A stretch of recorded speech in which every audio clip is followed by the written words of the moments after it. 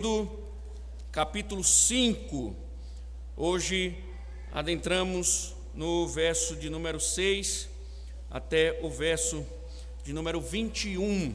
Para aqueles que nos visitam, nós estamos expondo o livro de Êxodo, capítulo por capítulo, versículo por versículo, e hoje estamos no capítulo 5, chegamos no capítulo 5, verso número 6, ao verso de número 21. Eu irei ler o verso 6 e 7 e o restante a gente lerá no decorrer da exposição. Êxodo capítulo 5, versos 6 e 7, diz assim: Naquele mesmo dia, Faraó deu uma ordem aos feitores do povo e aos seus capatazes, dizendo: Daqui em diante, não forneçam mais palha ao povo para fazer tijolos como antes, que eles mesmos ajuntem para si a palha.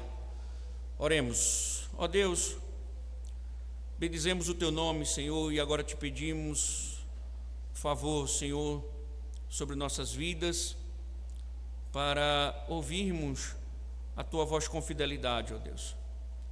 Que Teu poder se revele pela glória da Tua palavra, Senhor, pelo brilho do Teu Evangelho. Que Teu Espírito, Senhor, conduza essa semente no coração do Teu povo, para que o Teu povo, ó Deus, de fato prospere na alma. Seja, ó Deus, o auxílio que tanto precisamos, para a glória do Teu santo nome. Amém. Sentai-vos, irmãos.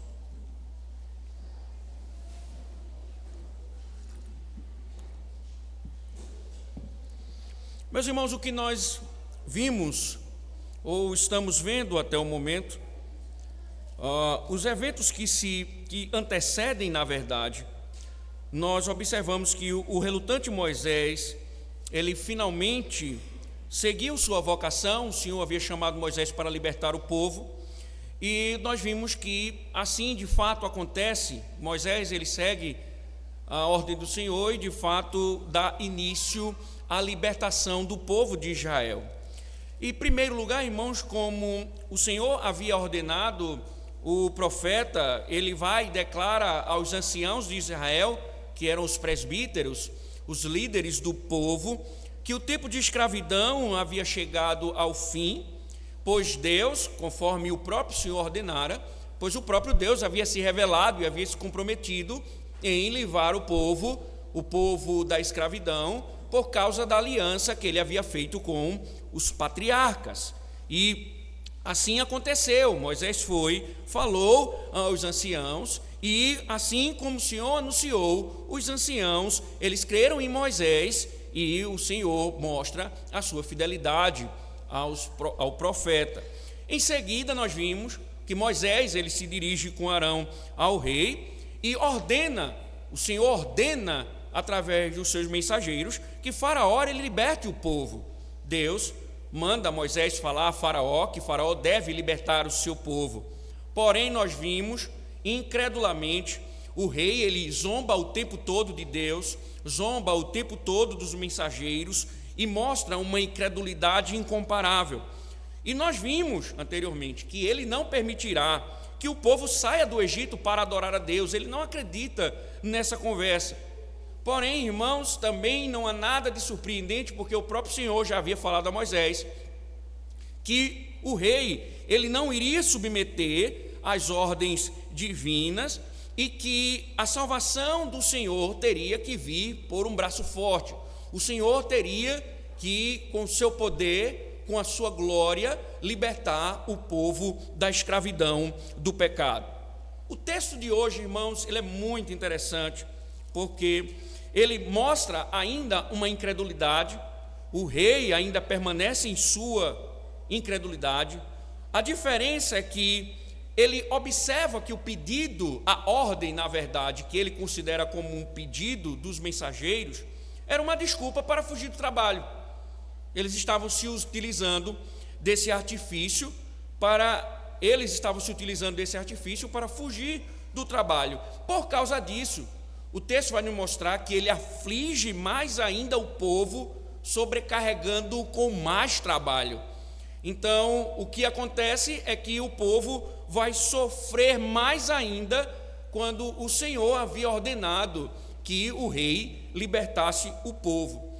E o povo, na verdade, os anciãos que representavam o povo, eles vão se queixar a Faraó.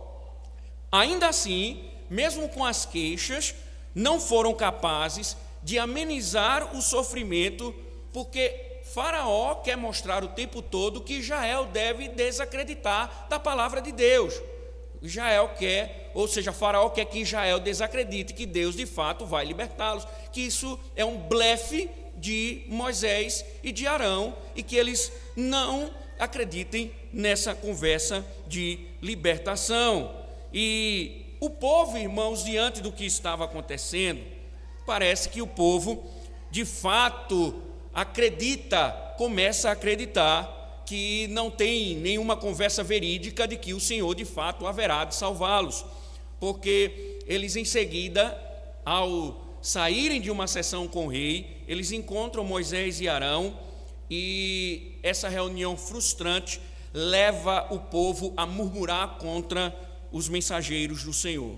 Então, aos olhos do povo, irmãos, o sonho de uma libertação passou a ser um pesadelo, porque a libertação, a ordem de libertação, trouxe mais opressão, e a adoração deu lugar. Então lembre-se que o povo prostrou-se em terra. Agora esse povo não adora mais, esse povo murmura. E é importante, irmãos, porque aqui o Senhor já começa a mostrar uma característica do povo de Deus que vai permear as narrativas de Êxodo. O povo de Deus é murmurador. O povo de Deus reclama. Essa vai ser uma das características que se desenvolverá no decorrer do livro de Êxodo. O livro de Êxodo vai mostrar um povo, mesmo com toda a glória do Senhor sendo revelada, ainda assim será um povo que revelará ser um povo murmurador. Logo, o que nós temos diante de nós, irmãos, é a murmuração de Israel em face da aflição. E esse texto, ele nos levará a pensar, ele propõe pensarmos sobre até que ponto confiamos em Deus, até que ponto de fato nós confiamos em Deus. Então, que o Senhor possa nos abençoar com a exposição da sua palavra, e que o Espírito Santo possa aplicar as suas verdades em nossos corações, porque o texto ele é muito relevante, porque, como nós dissemos, Faraó estava convencido de que toda aquela forma, toda aquela conversa era uma forma de livrar o povo do trabalho. Se você voltar no capítulo 5, você vai ver que a primeira cena, ela já deixa claro isso. Veja do verso número 4, que diz: então o rei do Egito disse: Moisés e Arão, por que estão afastando o povo das suas tarefas? Voltem ao trabalho. Faraó disse também: o povo da terra já é muito, e vocês ainda querem que eles descansem de sua tarefa? Então observe que desde a cena anterior, Faraó está convencido de que aquela conversa era uma forma de livrar o povo do trabalho. E o verso de número 6 em diante vai nos mostrar justamente que ele, em virtude de acreditar que era uma forma do povo fugir do trabalho, ele então decide oprimir os israelitas com uma ordem que nós podemos chamar uma ordem desumana. Então nós vamos ler do verso 6 ao verso número 9, preste atenção no que o rei há de dizer. Naquele mesmo dia, Faraó deu uma ordem aos feitores do povo e aos seus capatazes, dizendo: daqui em diante não forneçam mais palha ao povo para fazer tijolos como antes, que eles mesmos ajuntem para si a palha, mas exijam deles a mesma quantidade de tijolos que antes faziam. Preste atenção, não diminuam a cota. Eles estão desocupados e por isso gritam: vamos e sacrifiquemos ao nosso Deus. Imponham mais serviço a esses homens, para que se mantenham ocupados e não deem ouvidos às palavras mentirosas. Observem, irmãos, se você atentou bem, a ordem de Faraó ela é uma ordem insana. Poderíamos traduzir da seguinte forma as palavras do rei: olhe, continuem fazendo mais tijolos, seus preguiçosos. Continuem produzindo mais tijolos e deixem de ser preguiçosos. E aproveitem e catem cada palha que vocês precisam. E aqui, irmãos, nós devemos indagar uma questão, que está na relação com o texto, é que como os hebreus cumpririam a meta sem os recursos necessários? Porque ele quer que os israelitas agora, eles peguem a palha para a produção de tijolos. Então, como é que eles iriam cumprir a mesma meta sem ter os recursos necessários? E isso mostra, irmãos, uma tirania. Você vê um rei, desde o capítulo 1, o primeiro faraó, que ele escraviza o povo. Você vê um segundo faraó, que também intensifica, ou seja, é perfil desse reino egípcio oprimir o povo de Deus. E você percebe, é uma tirania que não tem limites. Mas observe aqui, irmãos, um princípio importante, uma lógica aqui importante. Porque a incredulidade, o rei incrédulo, ele nos mostra que a incredulidade tanto é um problema intelectual como espiritual e social. Intelectual, irmãos, a incredulidade é chamada intelectual porque ela não conhece a Deus. Ela é espiritual porque ela se recusa a obedecer à vontade do Senhor, e ela se torna social porque ela desencadeia uma perseguição ao povo de Deus. Não é à toa, irmãos, que o Senhor, ele sempre alertou o seu povo com relação à perseguição. O próprio Jesus chega a dizer que o seu povo, ele seria odiado. Então, a incredulidade, ela leva o povo de Deus a ser perseguido. E basta não somente olhar para a narrativa, mas olhar para a história humana de uma forma geral e a nossa realidade atual, para nós percebermos a veracidade disso. Então, entendam, a razão subjacente a toda essa malevolência é incredulidade. Ou seja, não se apavorem, irmãos, com as perseguições, seja por via ideológica, seja por via física. Nós sempre teremos que lidar com as perseguições, porque a incredulidade, ela sempre se erguerá contra o povo de Deus no final da história. Sempre a incredulidade, ela irá se opor em perseguição ao povo de Deus. Mas é interessante, irmãos, uma coisa aqui, permitam-me ainda lhes dizer algo sobre, porque os eventos aqui, eles indicavam, pelo menos introdutoriamente, que os dias de sol escaldante estavam chegando ao fim, mas Faraó, ele recusa libertá-los. Muito pior, irmãos, porque no mesmo dia em que parecia brotar a esperança, o rei emitia um decreto sobrecarregando uma vida que já era amarga, uma vida que já sofria. Então, uma vida que já lidava com o sofrimento, agora está amargando um sofrimento muito maior. E é interessante, irmãos, porque parece ser uma contradição. Um comentarista que eu sempre cito ele, o Victor P. Hamilton, ele chega a dizer que o que o povo de Deus colheu com a obediência de Moisés a Deus? O que o povo de Deus colheu com a obediência de Moisés a Deus? E ele diz, não exatamente aquilo que chamaríamos de bênção, porque em vez do povo ser liberto, um povo agora está sobrecarregado, exausto, e tem uma demanda muito maior e uma expectativa bem maior imposta sobre si. Então veja, aquela notícia de libertação, aquela notícia boa, aquela notícia que parecia ser uma bênção, ela aparentemente desencadeia uma maldição. Ela parece que agora ela não se revela mais como uma bênção, mas ela está diante do povo como refletindo uma maldição, porque se a proposta era de libertação, o povo agora começa a sofrer mais.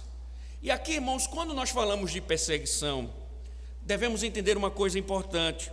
Fazer a vontade de Deus, irmãos, não significa sombra e água fresca. Nós devemos entender que nós temos que lidar com circunstâncias difíceis quando nós nos submetemos a Deus. Nós devemos entender que servir a Deus, obedecer a Deus, trarão consequências, circunstâncias difíceis, complexas, que por muitas vezes nos cercarão e nos trarão a ideia de que por servir a Deus, nós estamos, na verdade, atraindo mais maldição do que a bênção divina.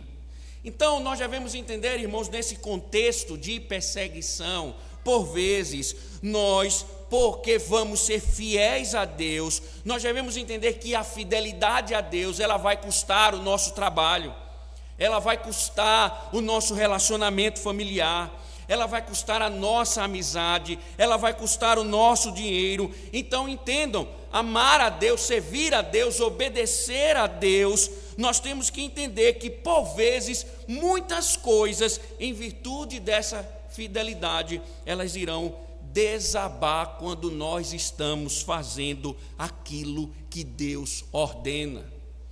Por vezes o nosso mundo vai desabar porque nós estamos obedecendo a Deus.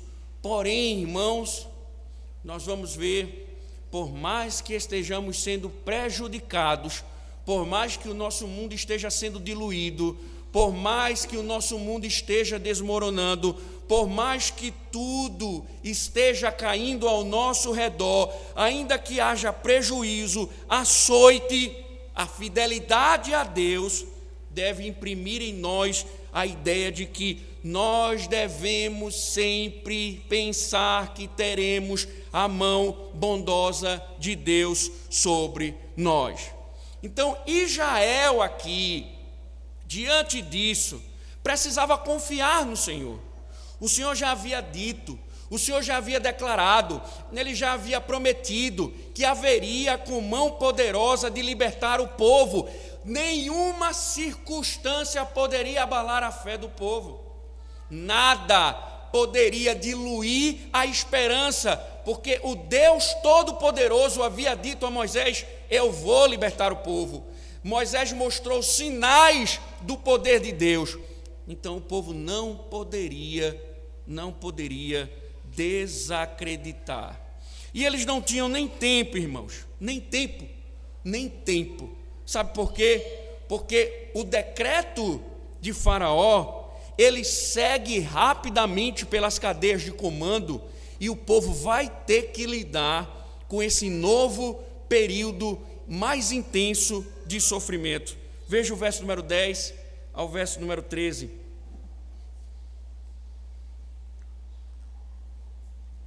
Então, após a ordem de Faraó, os feitores do povo e seus capatazes foram e falaram ao povo: assim diz Faraó: não fornecerei mais palha para vocês.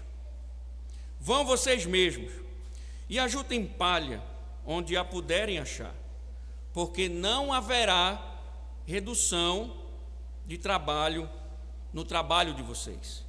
Então o povo se espalhou por toda a terra do Egito para ajuntar restolho em lugar de palha.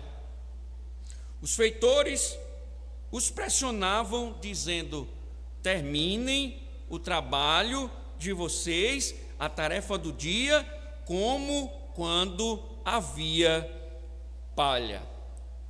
Então, percebam o contraste, irmãos. Deus ordenou: deixe o povo ir. Essa era a ordem do Senhor. Faraó aqui está ironizando. Faraó era como se ele estivesse dizendo: tudo bem, eu tenho que deixar ele ir? Sim, então, vou deixar ele ir, mas vou deixar ele ir catar a sua própria palha. É a libertação que vocês querem?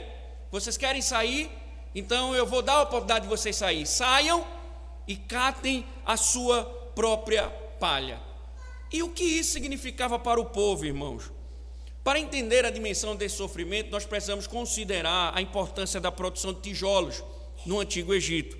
Segundo registros arqueológicos, os egípcios eles puxavam a água para misturá-la com a terra, para produzir um tipo de lama, e alguns, em sequência, pegavam essa lama, formavam tijolos numa moldura de madeira, colocavam no sol, e depois um outro grupo carregava esses tijolos para um lugar de construção. Mas a questão é para que servia a palha? A palha, irmãos, ela dava liga aos tijolos quando aquecidos.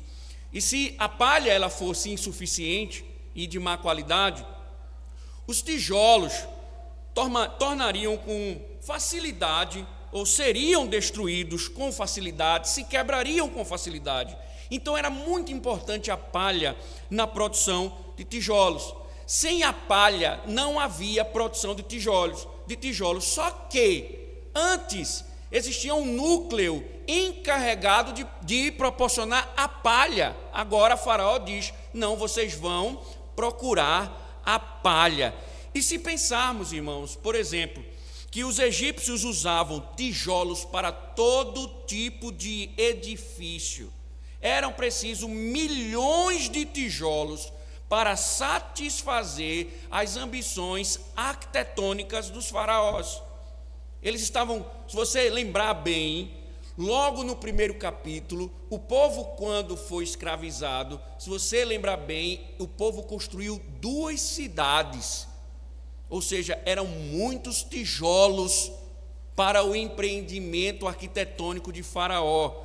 E só que os oficiais, eles haviam estabelecido cota diária, existia uma cota diária, e mesmo que o povo ele estivesse obrigado a juntar sua própria palha, eles tinham que atender às exigências trabalhistas. Nós não vamos fornecer a palha, a cota será X e vocês devem entregar os tijolos. Veja o verso 14, que era muito difícil isso. E os capatazes, os filhos de Israel, que os feitores de Faraó tinham posto sobre eles, foram açoitados. Os feitores perguntavam aos capatazes: por que não terminaram nem ontem nem hoje a tarefa de vocês, fazendo tijolos como antes? Note, irmãos, que o povo produzia tijolos sobre a supervisão de superintendentes egípcios, enquanto alguns escravos exerciam a função de capatazes, ou seja, eram um núcleo do povo que supervisionava o próprio povo. E o problema não tinha como cumprir o que Faraó estava pedindo. Não tinha como fazer a mesma quantidade de tijolos catando a palha, e não tinha como fugir da disciplina. Por quê? Porque eles estavam debaixo de supervisão. Então, como eles lidariam com tantas exigências e, ao mesmo instante, como evitariam tantos açoites? Não tinha como. Então, o que é que se apresenta aqui? É um ciclo interminável de negligência, entre aspas, e açoite. Eles não conseguiriam cumprir açoite.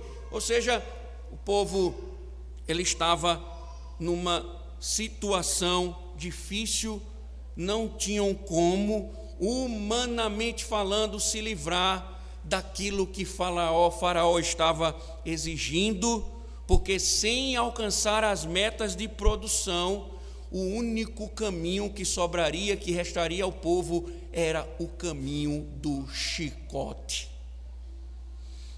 O povo não vai cumprir a meta e vai viver apanhando, vai viver sofrendo. Irmãos, o livro de Êxodo, como vocês sabem, ele traz princípios importantes da história da redenção. E esses registros, irmãos, e aqui em especial, detalha cuidadosamente os sofrimentos deles para mostrar a necessidade desesperadora de salvação diante da escravidão. Não tinham como resolver isso. Eles não tinham como fugir. O destino deles era apanhar, sofrer, apanhar até morrer, porque humanamente falando, a ordem de um rei, a supervisão dos egípcios, a impossibilidade de cumprir a meta, humanamente falando, não tinha como. Mas, irmãos, esse princípio aqui, que nós já estamos vendo desde o início, ele mostra um princípio espiritual que há uma necessidade urgente e desesperadora da salvação diante da escravidão do pecado. Porque o que a Bíblia diz, irmãos? A Bíblia diz que até que Cristo nos liberte, nós somos escravos do pecado para a morte. Romanos 6, Paulo fala sobre isso. Paulo chega a dizer que os membros do nosso corpo estão na escravidão da impureza e da maldade. Tito declara no capítulo 3 que somos desobedientes, desgarrados, escravos de toda sorte de paixões e prazeres. Por isso, irmãos, não venhamos a nos assustar, não estranhemos quando homens praticam coisas horríveis e mais horríveis, porque o problema, irmãos, não é simplesmente cometer esse ou aquele pecado.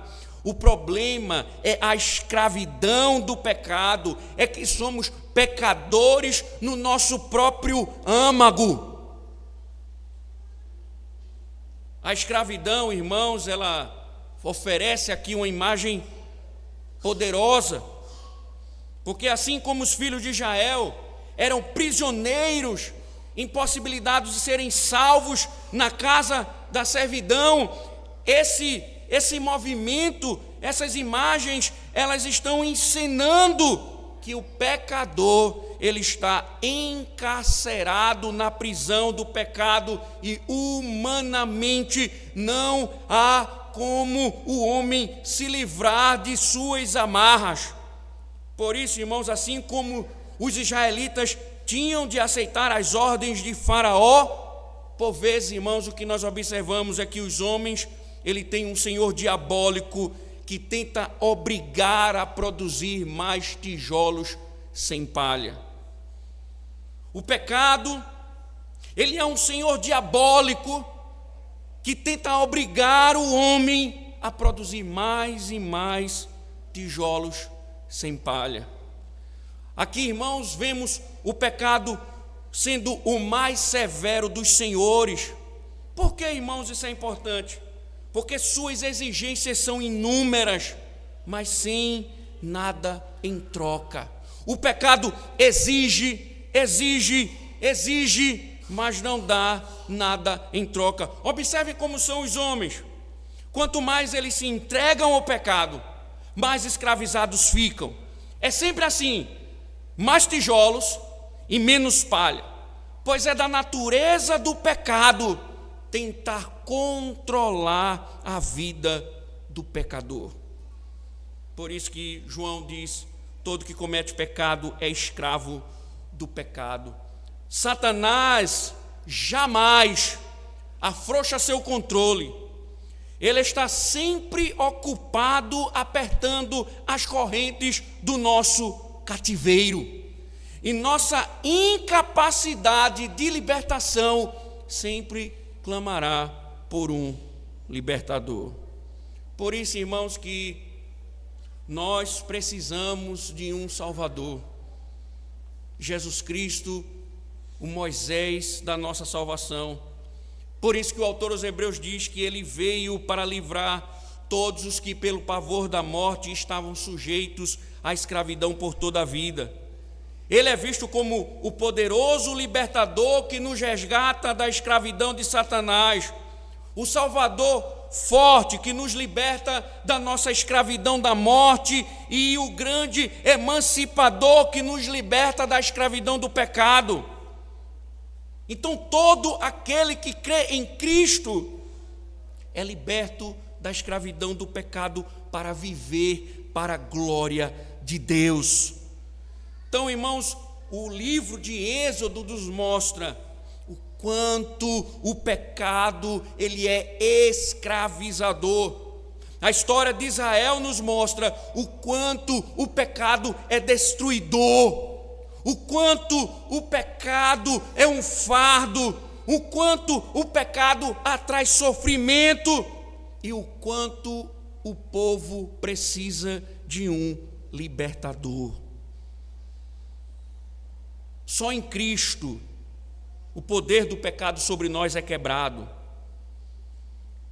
com o resultado de que nos tornamos cada vez mais libertos o tempo todo. Mas aqui, irmãos, é interessante um fato. É interessante também um fato. Há algo no ex-escravo que flerta com a escravidão. Porque nós estamos vendo aqui um povo sendo oprimido por um rei, já escravizado o povo, sofrimento. E mesmo, irmãos, quando o Espírito de Deus abre uma porta no coração, veja, o povo de Deus recebeu a notícia: vocês serão libertos. E há muitas vezes, irmãos, é tentador permanecer no cativeiro do pecado. E para ver como era forte, irmãos, o domínio de Faraó sobre seus escravos, observe que os capatazes israelitas, o que eles fizeram quando começaram a ser açoitados. Veja o verso 15 e o verso 16. Então, os capatazes dos filhos de Israel foram se queixar a Faraó, dizendo: porque o Senhor trata assim estes seus servos? Já não nos fornecem palha, mas nos dizem: façam tijolos. Eis que estes teus servos são açoitados, porém o seu próprio povo é que tem a culpa.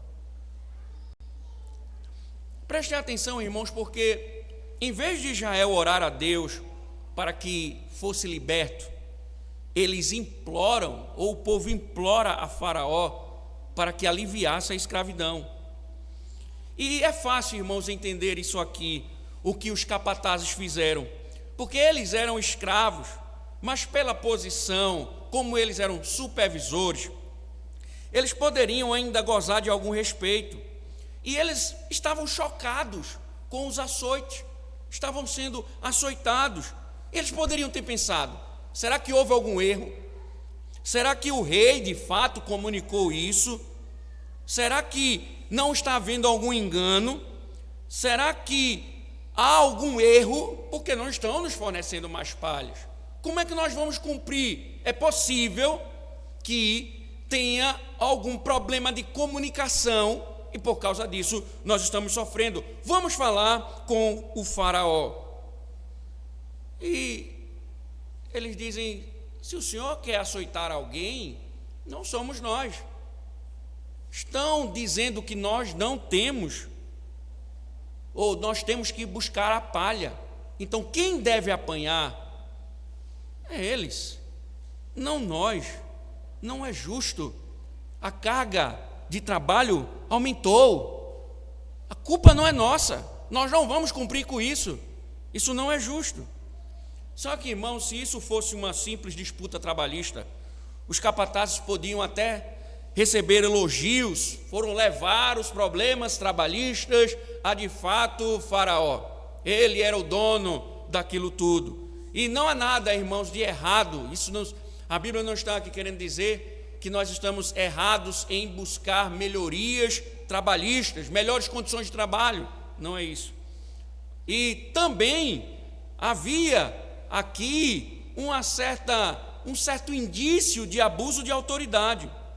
Mas voltando, irmãos, ao que nós falamos, lembre-se que a história verdadeira por trás é de natureza espiritual. A história verdadeira por trás é de natureza espiritual. A pergunta central do livro de Êxodo era: os israelitas haviam sido criados para servir a quem? A Deus ou a Faraó? Eles foram criados para servir a Deus ou a Faraó? No capítulo 4, os israelitas se curvaram para adorar o seu Deus. Mas observem, quando surgiu o problema, a quem eles voltaram? Eles voltaram para Faraó. Eles não buscaram o Senhor e voltaram correndo para Faraó. Observe, irmãos, como eles se identificaram. Se você prestou atenção no texto, durante toda a audiência, eles se chamaram teus servos, os teus servos. A expressão, ela ocorre aqui num breve discurso, 3 vezes: somos teus servos, teus servos. Eles declaram que são servos de Faraó. Isso mostra, irmãos, o poder de Faraó, o poder que Faraó ainda tinha sobre eles. E eles estavam tão acostumados à escravidão, mesmo diante do anúncio da libertação, eles só se enxergavam como escravos de Faraó. E em vez de buscar a liberdade, eles foram negociar os termos do seu cativeiro com Faraó. Irmãos, lógico que eles não conseguiriam nada, porque em voz zombadora Faraó acusou novamente os capatazes de serem preguiçosos. Veja o verso 17 ao verso número 19. Mas Faraó respondeu: vocês são desocupados, vocês estão desocupados e por isso dizem: vamos e sacrifiquemos ao Senhor. Voltem agora ao trabalho. Vocês não receberão palha, mas terão de produzir a mesma quantidade de tijolos. Então os capatazes dos filhos de Israel se viram em aperto, porque diziam eles: não haverá redução na quantidade de tijolos na tarefa diária de vocês. Irmãos, isso mostra o quanto Faraó ele era perverso. Quando seus servos foram queixar-se do trabalho, do excesso de trabalho, ele supôs que eles não estavam trabalhando duro o bastante. Melhorem as nossas condições. Disse: não, vocês são uns preguiçosos, vocês precisam trabalhar mais. E acabem com essa história de que precisam adorar a Deus e servir a Deus. Não acreditem nisso, voltem a trabalhar, seus preguiçosos. E entendem, irmãos, que os capatazes deveriam ter sabido que não conseguiriam resolver seus problemas por conta própria, porque Deus havia escolhido Moisés e Arão como seus representantes, e ao procurar Faraó por conta própria, eles estavam ultrapassando os limites de sua autoridade. Os capatazes deveriam ter sabido que não podiam esperar qualquer simpatia da parte de Faraó. E o texto, a história nos mostra que Faraó não é a solução, Faraó é o problema. Qual então, irmãos? Qual então era a esperança de apelar a ele por salvação? Esse fracasso, meus irmãos, demonstra a futilidade de pedir que seu mestre seja também seu libertador. É um fracasso do povo em pedir que o opressor se torne o Salvador. E quando nós pensamos no aspecto espiritual, meus irmãos, se somos dominados pelo pecado, não adianta pedir a Satanás que ele nos liberte. O pecado, precisamos entender ele não é nosso amigo, ele é o nosso inimigo, ele não é o nosso companheiro, ele é o nosso adversário. As promessas, os sonhos, tudo que eles nos propõem é para nos destruir e não para nos salvar. Ele de fato chega com a conversa de que tudo ficará bem, tudo ficará melhor, mas sempre haverá a destruição. Não adianta pedir ao pecado e a Satanás para nos libertar, porque o desejo dele é que você seja mais escravizado pelo pecado. E aqui também aprendemos, irmãos, tampouco há qualquer possibilidade de encontrarmos nossa própria maneira de escapar do pecado. Nós não temos como, pelas nossas próprias artimanhas, pelo nosso próprio discurso, pelo nosso próprio modelo, pelos nossos esquemas, pelo nosso jeitinho, nós não temos como, pela nossa própria força, fugir, sermos libertos do pecado. Porque o pecado é poderoso, é preciso poder divino para libertar alguém do serviço de Satanás. Obviamente, irmãos, essa verdade era válida para os israelitas. A história dos tijolos sem palha retrata Faraó como um homem impossível, cujo coração endurecido, ele estava tão endurecido que nenhum homem, nenhum humano, nenhum poder humano poderia transformá-lo. A única forma capaz, e Deus deixou claro, só por mão poderosa. O povo só pode ser liberto por mão poderosa. É a mão poderosa de Deus. Não adianta apelar a Faraó, ele não vai permitir.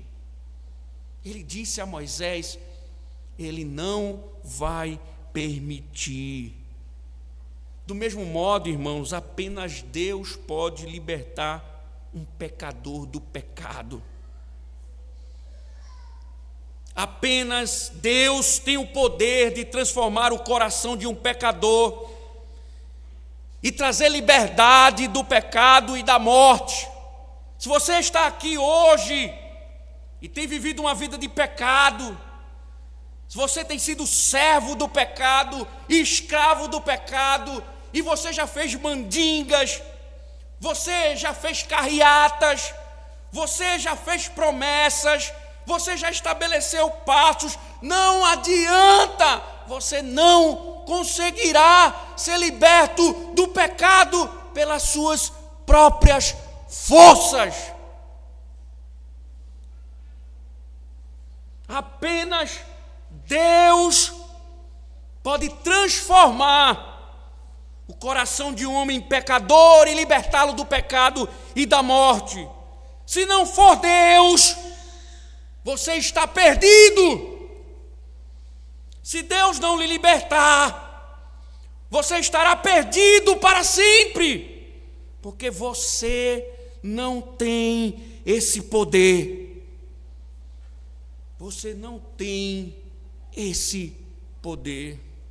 Agora, irmãos, que coisa interessante aqui, porque se Cristo nos libertou, não devemos voltar para as amarras da nossa antiga escravidão. Deus está dizendo ao povo, vou libertá-los. E eles voltam ao Faraó pedindo a graça. Muitas vezes, irmãos, os cristãos, eles são tentados a fazer o que os capatazes hebreus fizeram, principalmente quando acabam de se entregar a Cristo.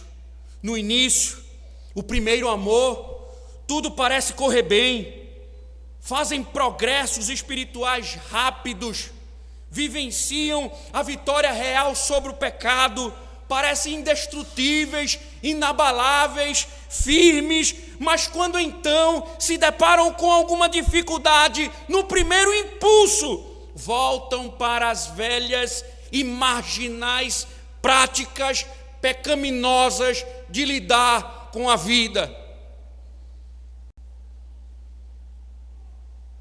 Basta a circunstância começar a diluir, e ele logo pensa: a minha salvação é voltar ao pecado. O impulso começa a lhe levar a viver das antigas maneiras, lidar com a vida voltando para o pecado. E começam a sentir pena deles mesmos, e começam a voltar para as drogas, começam a voltar para a bebida, começam a voltar para o pecado sexual secreto. Ou seja, eles começam a dialogar e a buscar a escravidão que nunca prometeu libertação. Começam a voltar para as suas práticas como se elas fossem libertá-las. Meu irmão, a única maneira de resistir à tentação e, portanto, de permanecer livre em Cristo é apegar-se à cruz e confiar no poder dela para lhe salvar. Essa é a estratégia de Satanás. Ele quer que você volte para o pecado. Ele vai dizer a você: veja, quando você era um adúltero, sua vida era tão boa. Quando você era fraudulento na sua empresa, você vivia com bastante dinheiro. Veja, quando você dava golpes, quando você fazia isso, fazia aquilo. Veja como sua vida era tranquila. Volte para o pecado.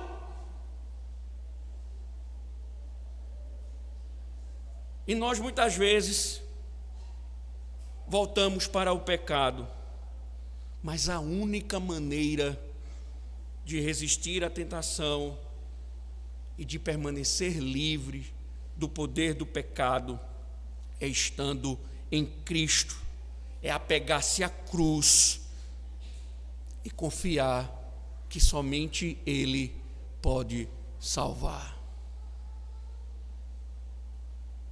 Não pense que o pecado vai lhe trazer a paz. Ele simplesmente quer mais serviço com pouca palha.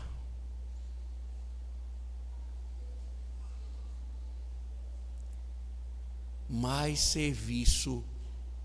Quando você pensa que está liberto, você está se tornando mais escravo.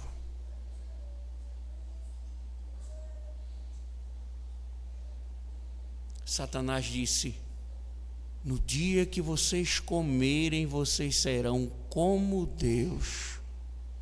E a mulher disse: o fruto é bom.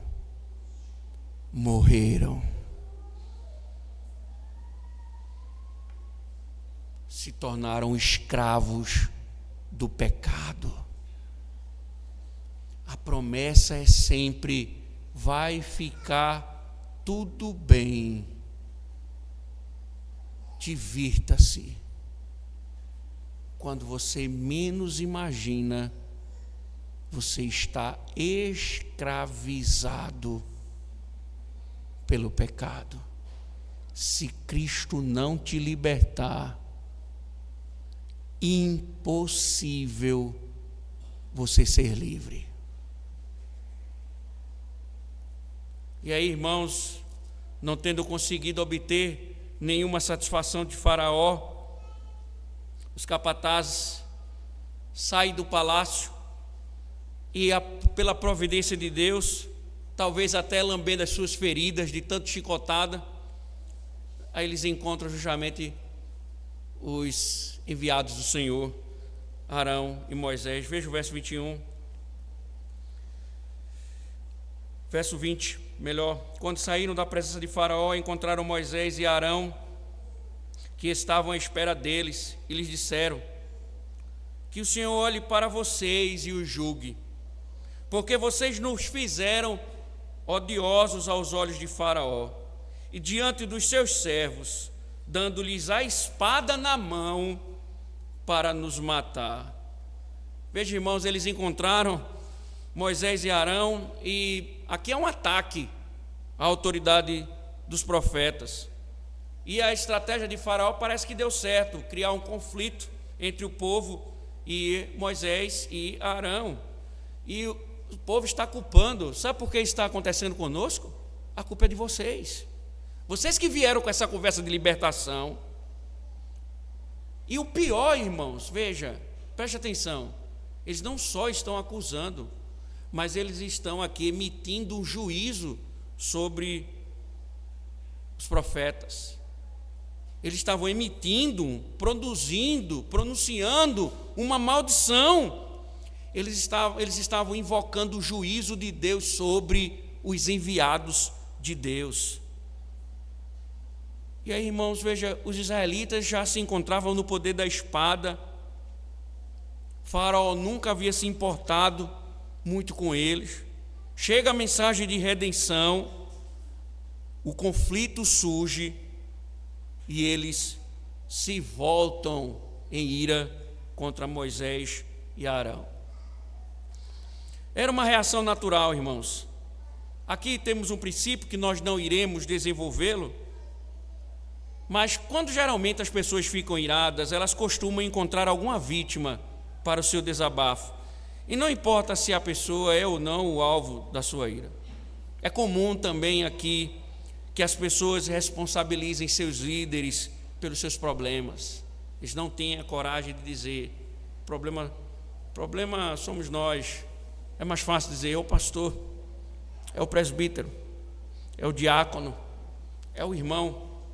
Eles responsabilizam por vezes seus líderes pelos seus problemas. Mas aqui, irmãos, pensem, parece que os capatazes estavam certos, porque tudo começou porque Moisés e Arão chegaram lá e, em termos humanos, o plano deu errado. Não era para libertar? Foi um fracasso, porque em vez de libertar, foi mais a opressão. Só serviu para aumentar mais a opressão que já existia. Todavia, irmãos, eles deveriam ter feito o que os israelitas fizeram no capítulo 2. Porque diz no capítulo 2, verso 23, que quando eles gemiam, eles clamavam ao Senhor, e diz que o clamor deles subiu até Deus. Ou eles deveriam ter feito como Moisés, que Moisés, em sequência, nós veremos, vai buscar o Senhor.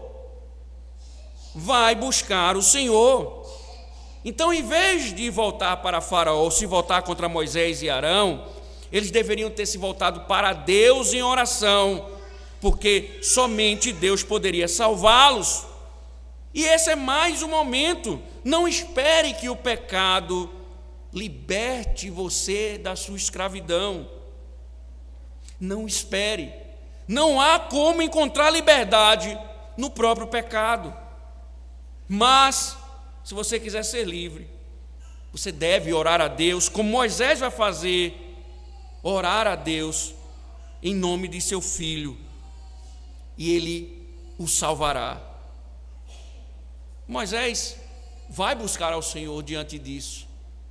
Nós veremos o desdobramento dessa narrativa, porque Deus agora vai mostrar a sua salvação.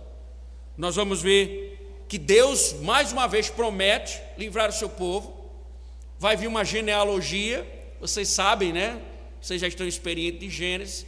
Quando vem uma genealogia, significa uma nova história que irá começar, ao Toledot, vai virar uma nova história. Ou seja, quando essa história virá, é Deus derramando seu juízo sobre o Egito. E o capítulo 6 é Deus confirmando: Moisés, eu vou salvar, não se preocupe. O sofrimento agora ficou mais intenso, mas eu vou começar. Eu começarei agora a libertar o meu povo com a mão poderosa. E aí, irmãos, aprendemos que não é possível livrar-se do pecado pelas nossas próprias forças. O pecado, ele é mais pesado do que imaginamos. E aí, irmãos, eu finalizo. Diferentemente do fardo e jugo de Jesus, que são leves, o jugo do pecado, ele drena a força vital e exaspera.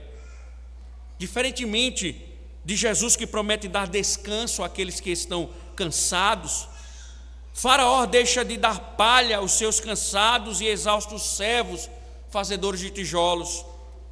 Diferente de Jesus, cujas expectativas são realistas, as do pecado são irreais. Jesus oferece, por isso, Jesus oferece o seu jugo, o seu fardo, que é leve. Israel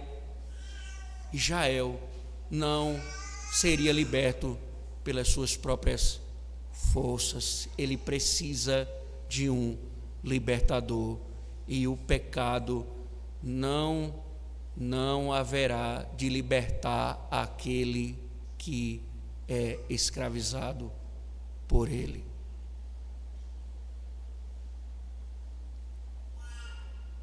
Finalize, irmãos. Quantas vezes nós vivemos os nossos pecados nas práticas desagradáveis, ofendendo a Deus, e em vez de buscarmos ao Senhor em arrependimento, nós criamos a nossa própria maneira de nos livrar do pecado. E cada maneira que criamos, mais escravizados ao pecado ficamos, mais escravos nos tornamos. É mais tijolos e menos palha. Dizer a você, meu irmão, minha irmã, você que nos visita aqui, eu não tenho dom de adivinhação, mas a mensagem de Êxodo é uma mensagem para a sua alma, porque se você ter vivido uma vida de pecado, olhe para você o quanto você é escravo do pecado. Você não consegue mais se libertar pela sua própria força. Você não consegue mais se livrar do seu pecado.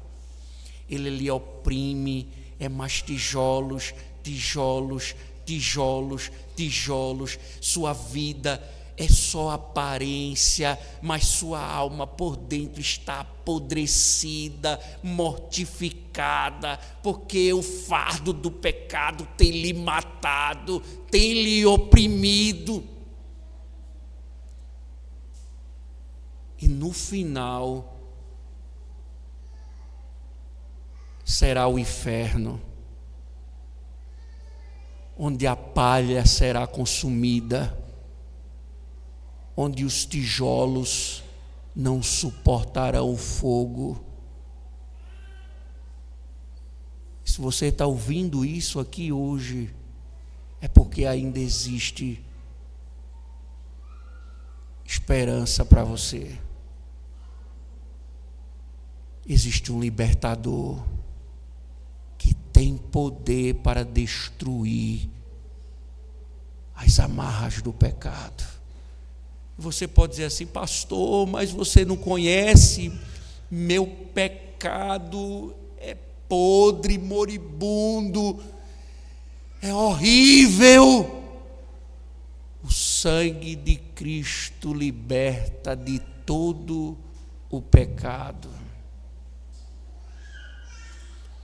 O que você precisa fazer é arrependa-se. Senão, não haverá salvação para você, porque você simplesmente rejeitou o libertador. e no inferno você saberá quantas promessas falsas o pecado lhe fez. Não saia daqui sem ter um encontro com esse libertador. Ó Deus, obrigado, Senhor. Obrigado por tamanha libertação, Senhor, quando nós somos incapazes de termos, Senhor, essa tão grande salvação. E nos fortalece, ó Deus, para que não voltemos, Senhor, à escravidão, mas que busquemos, Senhor, de fato, a Tua face, em gratidão, mesmo que as circunstâncias nos destruam, mas que os nossos corações permaneçam firmes em Ti. Em nome de Cristo, Senhor. E obrigado pelo libertador, por enviar o Teu Filho, poderoso Deus, o único capaz de nos libertar. Amém. Louvemos ao Senhor, meus irmãos.